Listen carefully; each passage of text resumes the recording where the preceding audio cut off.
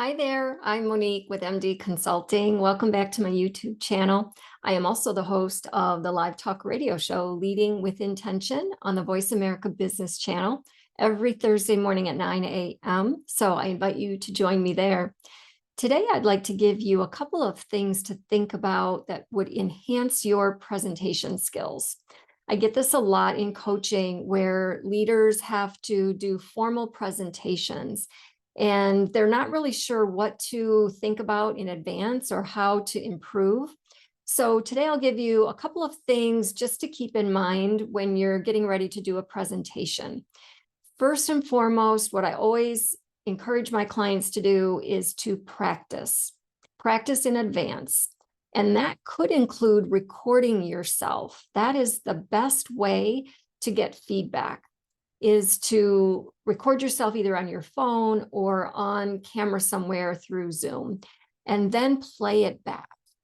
You will notice all the things that need to be altered, little ticks, fillers, habits that you do not want to be showing when you're presenting.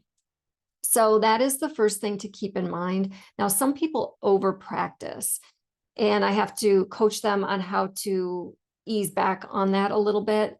But in most cases, I see the opposite. People do not practice enough. And then they find when they do start practicing, their nervousness reduces and their presentations get much better.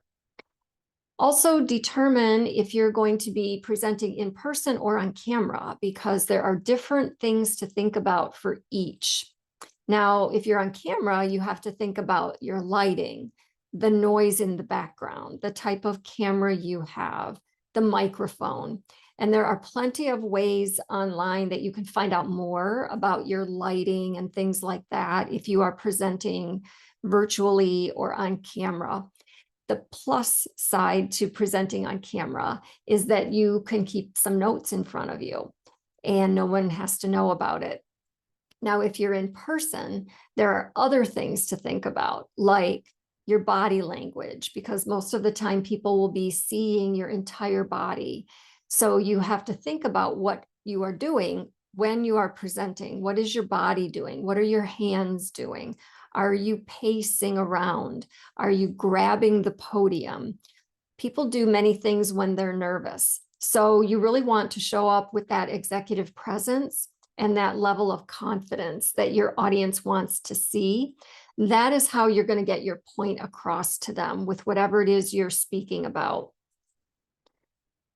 Also, think about the length of your presentation, because that makes a big difference. The audience will not pay attention for very long.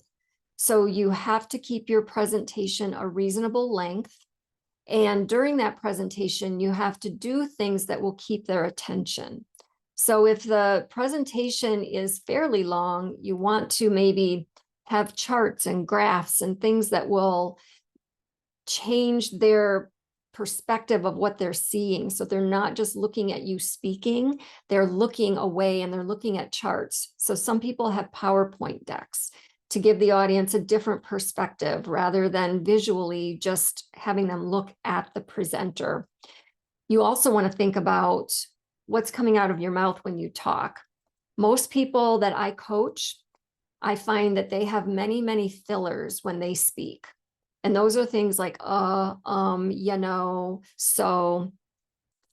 Make sure that you are paying attention to your fillers. And I have people practice with me in coaching, and I actually count the number of fillers that they have, and I let them know. And the more we practice, I see the fillers going down. It really is awareness when it comes to fillers. You have to be aware of what you're saying. Now, you can practice this on your own, again, by recording yourself and then counting the fillers. That's really the only way to bring your awareness to it.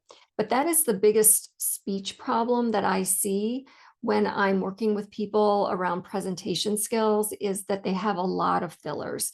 And fillers are a distraction for your audience. So you want to try to reduce those as much as possible.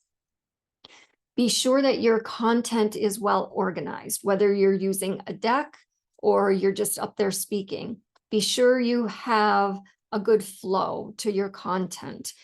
in ways you're telling a story. It has to have a beginning, a middle, and an end.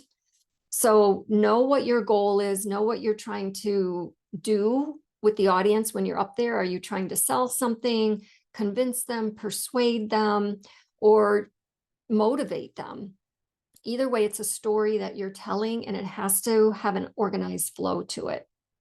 The final thing that most people do not do when they speak is obtain feedback.